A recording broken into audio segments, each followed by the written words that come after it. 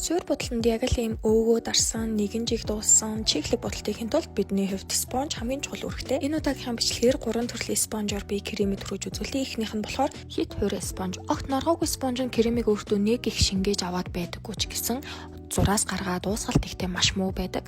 За тэгээд дээрэс нь норгож томроогүй учраас уусгахад маш их цаг авдаг. Хоёр дахь нь болохоор хит их устай спонж. За спонж чинь ингээ бацхад ус гарах хэмжээний байж юусоо болохгүй. Ийм байх нь бас кремийг юусоо гоё усгаж чаддгүй. Энэ тэндээ жоохон халтар цагал болох гээд кремийг ингээд арчаад шингээгээд идэг сул талтай. Гэхдээ хит хуурай талдаа харьцуулах юм бол арай нэг юм чиглэг харагдаж өгч чадж байгаа жоохон халтар цагал байгаа ч гэсэн. Одоо арай яг чийг нь таарсан спонжоор би суурай тавьж үзүүлье. Мэдээж хамгийн их нь кремний өнгийг яг өнгөөр нь гаргаж өгдөг.